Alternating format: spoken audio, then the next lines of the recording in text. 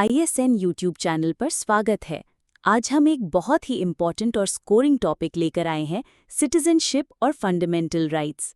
ये दोनों ही यूपीएससी और स्टेट पीसीएस एग्जाम्स में बार बार पूछे जाते हैं। हम भारतीय नागरिकता और मौलिक अधिकारों जैसे कुछ बहुत ही अहम मुद्दों पर बात करने वाले हैं। जी हाँ। हमारे पास संविधान के मूल तत्वों पर आधारित कुछ दस्तावेज हैं और हम उन्हीं से खास बातें समझने की कोशिश करेंगे। बिल्कुल।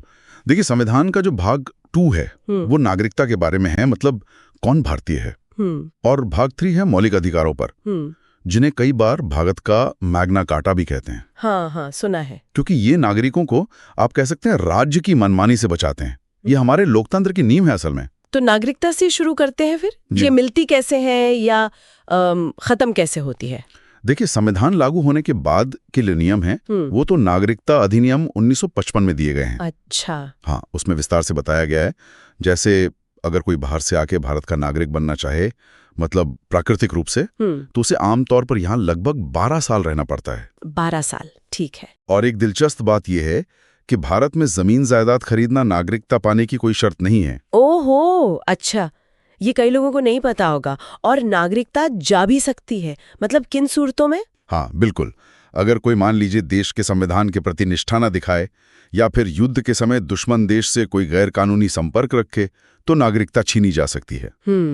और ये भी याद रखना चाहिए कि भारत में एकल नागरिकता है। एकल नागरिकता मतलब आप सिर्फ भारत के नागरिक हैं, किसी राज्य के अलग से नहीं।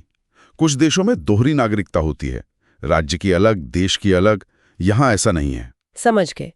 और इस पर कानून बनाने का हक सिर्फ संसद को है? जी हाँ, नागरिकता से जुड़े कानून बनाने का अधिकार संसद के पास ही है। एक बात और ध्यान में आई थी, वो गृह मंत्रालय के आंकड़ों वाली, कि पिछले कुछ सालों में पाकिस्तानी नागरिकों ने सबसे ज्यादा भारतीय नागरिकता ली है। हाँ, ये आंकड़ा सामने आया है।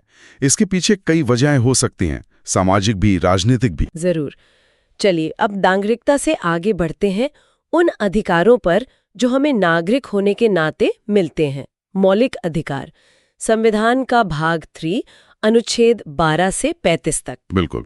पहले 7 हुआ करते थे, लेकिन अब संपत्ति का अधिकार हट गया है, तो मुख्य तौर पर 6 मौलिक अधिकार हैं। हाँ, संपत्ति वाला अब कानूनी अधिकार है, मौलिक नहीं। सही। और इन मौलिक अधिकारों का मकसद है, आप कह सकते हैं, राजनीतिक लोकतंत्र की जड़ें मजबूत करना। तो सबसे पहला है समानता का अधिकार, अनुच्छेद 14 से 18। आम भाषा में इसका मतलब क्या हुआ? इसका सीधा सा मतलब है कि कानून के सामने सब बराबर, अनुच्छेद 14। ठीक है। और किसी के साथ धर्म, जाति, लिंग या जन्म की जगह के आधार पर भेदभाव नहीं किया जाएगा, अनुच्छेद 15। इसी में सरकारी नौकरियों में सबको बराबर मौके मिलने की बात है, अनुच्छेद 16। और अस्पृश्यता यानी छुआछूत का अंत, अनुच्छेद 17। हाँ, ये तो बहुत बड़ा कदम था। बिल्कुल ऐतिहासिक। और उपाधियों का अंत, अनुच्छेद 18 भी इसी का हिस्सा है, मतलब राजा महाराजा जैसी उपाधियां अब नहीं चलेंगी। फिर आता है स्वतंत्रता का अधिकार, अनुच्छेद 19 से 22। इसमें तो कई तरह की आजादियां हैं, है ना? जी हाँ, अनुच्छेद 19 में ही 6 मुख्य स्वतंत्रताएं दी गई हैं, जैसे बोलने की आजादी, शांति से इकट्ठा होने की, कोई संघ या संगठन बनाने की, देश में कहीं भी आने जाने की, कहीं भी बसने की, और कोई भी पेशा या कारोबार करने की आजादी। प्रेस की स्वतंत्रता भी इसी अनुच्छेद 19 में ही मानी जाती है। और अनुच्छेद 21, जीवन और व्यक्तिगत स्वतंत्रता का अधिकार, ये तो काफी व्यापक लगता है। हाँ, ये बहुत व्यापक है। सुप्रीम कोर्ट ने इसकी व्याख्या बहुत विस्तृत की है। ये सिर्फ सांस लेने का अधिकार नहीं, बल्कि इज्जत से, गरिमा से जीने का अधिकार है। अच्छा। इसमें निजता का अधिकार, स्वास्थ्य का अधिकार और यहाँ तक के हाल के वर्षों में इंटरनेट तक पहुँच को भी इसी का हिस्सा माना गया है। हाँ, ये तो आज की जरूरत है। बिल्कुल। और इसी में 6 से 14 साल के बच्चों के लिए मुफ्त और अनिवार्य शिक्षा का अधिकार भी जोड़ा गया, अनुच्छेद 21A, वो 86वें संशोधन से। हाँ, 2002 में। जी। फिर अनुच्छेद 20 है, जो आपको एक ही जुर्म के लिए 2 बार सजा मिलने से बचाता है। और अनुच्छेद 22 है गिरफ्तारी और नजरबंदी से सुरक्षा के बारे में, जैसे 24 घंटे के अंदर मजिस्ट्रेट के सामने पेश करना जरूरी है। ठीक है। अगला है शोषण के विरुद्ध अधिकार, अनुच्छेद 23-24। हाँ, ये सीधे सीधे इंसानों की खरीद फरोख्त, मतलब मानव तस्करी और जबरदस्ती काम करवाने, जिसे बेगार कहते हैं, उस पर रोक लगाता है। अनुच्छेद 23।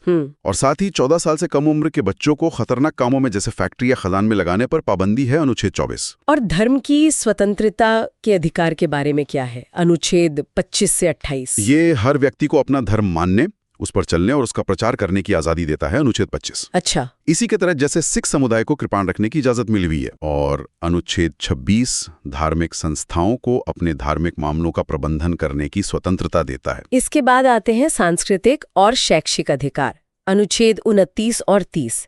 ये शायद अल्पसंख्यकों के लिए ज्यादा अहम है। हाँ, मुख्य रूप से अनुच्छेद 29 अल्पसंख्यकों को अपनी भाषा, लिपि और संस्कृति बचाने का अधिकार देता है। ठीक। और अनुच्छेद 30 उन्हें अपनी पसंद के शिक्षण संस्थान खोलने और उन्हें चलाने का अधिकार देता है। और अब आते हैं उस अधिकार पर जिसे डॉक्टर अंबेडकर ने संविधान की हृदय और आत्मा कहा था, संवैधानिक उपचारों का अधिकार, अनुच्छेद 32। ये इतना खास क्यों है? देखिए, ये इसलिए खास है क्योंकि अगर ये अधिकार न हो तो बाकी मौलिक अधिकार सिर्फ कागज पर रह जाएंगे। अच्छा। कैसे? क्योंकि यही वो अधिकार है जो आपको अपने मौलिक अधिकारों के हनन होने पर सीधे सुप्रीम कोर्ट जाने का हक देता है, अनुच्छेद 32। हाई कोर्ट भी जा सकते हैं, अनुच्छेद 226 के तहत। और कोर्ट इन अधिकारों को लागू करवाने के लिए खास आदेश जारी कर सकता है, जिन्हें रिट कहते हैं। हाँ, वो 5 तरह की रिट होती है ना, बंदी प्रत्यक्षीकरण, परमादेश। बिल्कुल। बंदी प्रत्यक्षीकरण, हेबियस कॉर्पस, परमादेश, मैंडमस, प्रतिषेध, प्रोहिबिशन, उत्प्रेषण, सर्ट्योरेरी और अधिकार पृष्ठा, को वारंटो। ये सब वो तरीके हैं जिनसे अदालतें अधिकारों की रक्षा करती हैं। तो ये असल में अधिकारों को लागू करवाने का एक गारंटी जैसा है। सही कहा, ये गारंटी है। और हाँ, एक बात और साफ कर दें कि आपातकाल के दौरान मौलिक अधिकार निलंबित हो सकते हैं। हाँ, लेकिन अनुच्छेद 20 और 21 को छोड़कर, है ना? बिल्कुल सही। जीवन का अधिकार और अपराधों के लिए दोष सिद्धि के संबंध में संरक्षण, ये निलंबित नहीं होते। तो कुल मिलाकर आज हमने नागरिकता की शर्तों और मौलिक अधिकारों के जरूरी पहलुओं को समझा। ये अधिकार कैसे हमें समानता, आजादी और सुरक्षा देते हैं और लोकतंत्र को मजबूत बनाते हैं। हाँ, ये बुनियाद है। और ये हमें एक सोचने वाली बात पर भी लाता है। क्या? जैसे जैसे समाज बदल रहा है, तकनीक बदल रही है, हमने देखा कैसे निजता और इंटरनेट को अनुच्छेद 21 यानी जीवन के अधिकार का हिस्सा माना गया। हाँ। तो भविष्य में भारत में गरिमापूर्ण जीवन जीने के लिए और कौन सा ऐसा पहलू या अधिकार हो सकता है जिसे मौलिक मानने की जरूरत महसूस हो? ये एक अहम सवाल है आगे के लिए।